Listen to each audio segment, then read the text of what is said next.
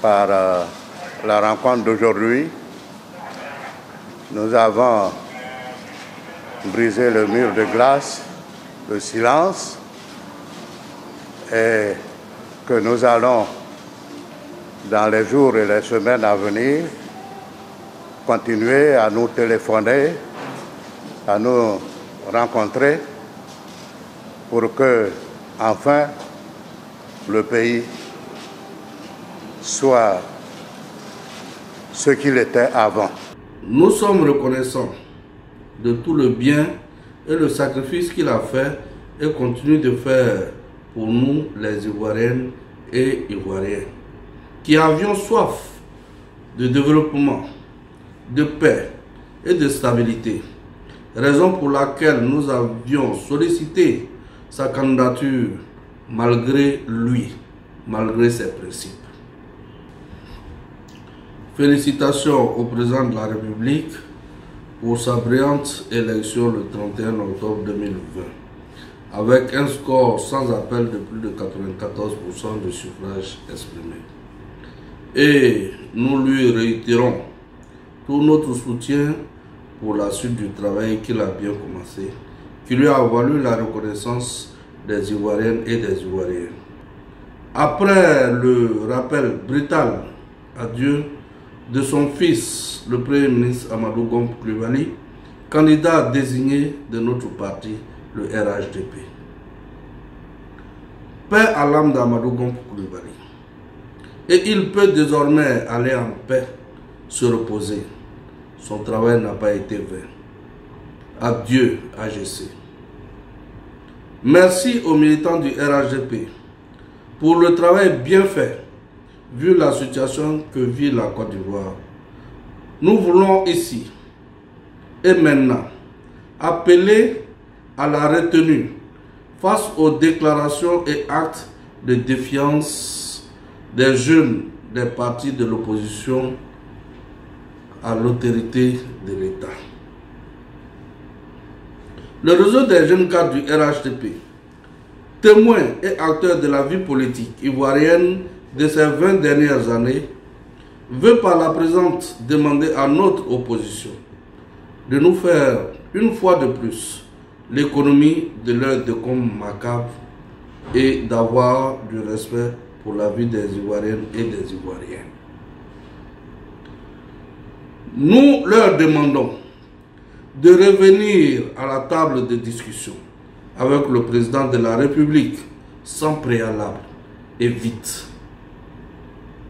Nous avons encore en souvenir de 2002, de 2004, 2006, 2010 et j'en passe. Sauf que les circonstances que nous vivons ne sont pas les mêmes.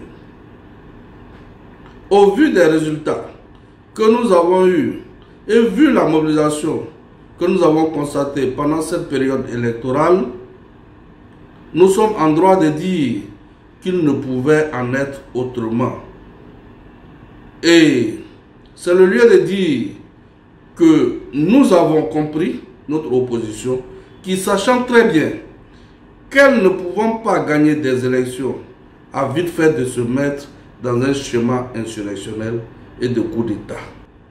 Ne serait-ce que pour négocier des postes juteux de pouvoir ou des manches de pouvoir au prix des vies de nos concitoyens. Sinon, comment comprendre que vous acceptez des institutions pour le dépôt de vos candidatures et décrier la légitimité de ces mêmes institutions? Lorsqu'on veut, on peut. Et lorsqu'on ne veut pas, on dit non. Et on l'assume et on ne veut pas.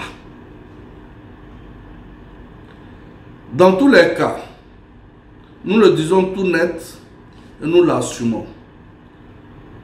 Le plan diabolique de notre opposition a échoué. Il voulait nous amener à un conflit intercommunautaire. C'est pour cela que nous félicitons le président de la République et son gouvernement de ne s'être pas laissé pris dans le piège de cette opposition qui souhaitait entraîner notre président sur leur terrain de prédilection, la violence. Merci au chef de l'État de nous avoir épargné d'une autre crise post-électorale en maintenant vos militants et sympathisants, les plus nombreux d'ailleurs, à garder profil bas dans la douleur tout en préservant la paix et la démocratie. Nous remercions aussi les militants et sympathisants du RHDP et à leur tête la direction du parti conduite par le ministre Adama Bictogo pour la mobilisation exceptionnelle pendant cette période électorale et le jour des élections. Nous remercions vigoureusement nos forces de sécurité pour leur travail de maintien de l'ordre avec professionnalisme et détermination. C'est le lieu aussi d'appeler la jeunesse ivoirienne, toutes tendances confondues, à la retenue et à la responsabilité. Car ceux qui appellent à braver l'autorité de l'État ne seront jamais présents avec vous dans la douleur. Leur objectif est de compter des morts et les échanger contre des postes juteux dont vous ne bénéficierez jamais.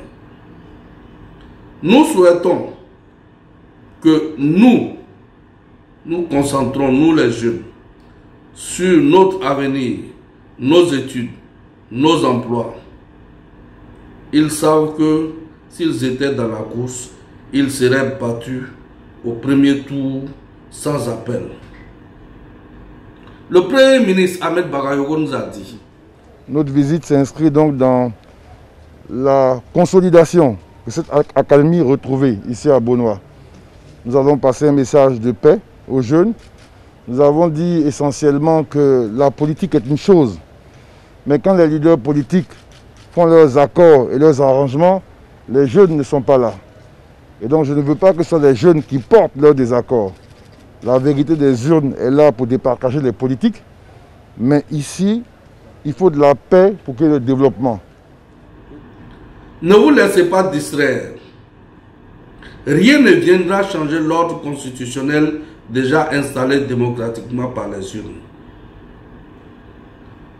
Nous vous rappelons que pendant nos différentes tournées, nous vous avons demandé de privilégier la compréhension, la responsabilité, parce que nous ne voulions pas de conflit intercommunautaire dans notre pays.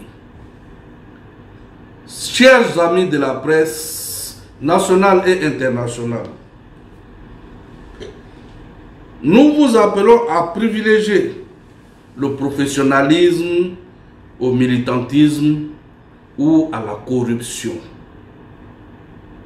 La Côte d'Ivoire a été balafrée, blessée, parce que vous les journalistes, très souvent, vous refusez de dire la vérité. Chers camarades jeunes, ta vie ou ton sang ne changera jamais ce qui est établi démocratiquement. Donc, reste chez toi, reste sourd aux appels que les opposants te lanceront. Les partis et groupements politiques de l'opposition annoncent la création ce jour du Conseil national de transition. Le Conseil national de transition est présidé par M. Henri Konan Bédié, président du PDCI RDA et de la plateforme CDRP. Nous félicitons le président sortant pour le travail abattu sur le terrain. Nous mettons en garde les opposants contre l'idée qu'ils veulent nous voir nous entretuer dans un affrontement. Nul ne peut prédire la fin d'un affrontement.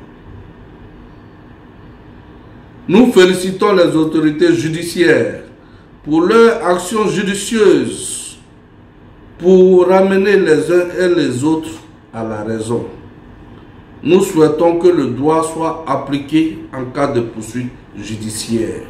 Force doit rester à la loi et le respect de nos institutions doivent être une réalité. En tout état de cause, nous n'allons jamais accepter une humiliation pour Papa Ado. Nous serons toujours là pour défendre notre vote parce que nous avons des gens qui ont défié la mort pour aller voter. Ça, nous ne devons pas l'oublier. Nous allons à l'investiture du président Alassane Ouattara, notre président élu le 14 décembre prochain au stade d'Ebimpe à Anyama. Le LJC-RHDP lance l'appel « J'aime Ado ». J'ai voté Ado au prix de ma vie. Je vais installer Ado dans la paix. Venez, on va installer Ado pour une Côte d'Ivoire encore plus meilleure. Je vous remercie. Moi je suis adorateur, eux ils m'appellent mouton.